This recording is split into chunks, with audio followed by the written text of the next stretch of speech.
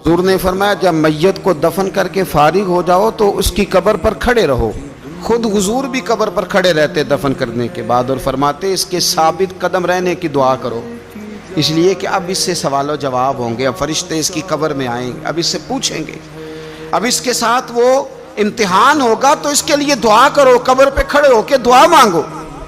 ایک حدیث میں فرمایا کہ اتنی دیر دعا مانگو، اتنی دیر دعا مانگو کہ جتنی دیر اونٹ ذبح کر کے کھال اتار کے گوشت بنا کے، اونٹ ذبح کرنا سب سے زیادہ مشکل ہے،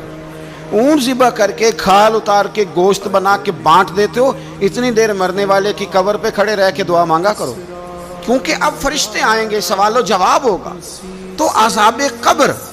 مصنف عبد الرزاق میں حدیث ہے کہ ایک بندے کو صرف ایک کوڑا مارا گیا تھا قبر میں، ایک کوڑا، ایک درہ، تو اس کی ساری قبر میں آگ بھڑک اٹھی.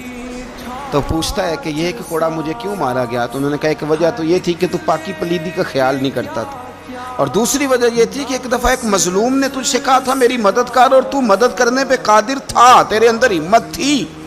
پر تو اس کی مدد کے لیے تیار نہیں ہوا. وہ ہمارا مشہور فکر ہے نا کہ سانو کی لگے، پرائی لڑائی پرائی آگ نو اسی گھر کیوں لے آئیے. تو وہ جو ہمارا خاص معاملہ ہے نا کہ کسی کی مدد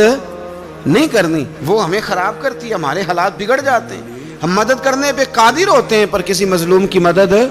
ایک کوڑا لگا تو پوری قبر میں آگ بھڑک اٹھی. عذاب قبر سے اللہ کی پناہ مانگی جائے اور آخرت کے لیے، قبر کے لیے تیار.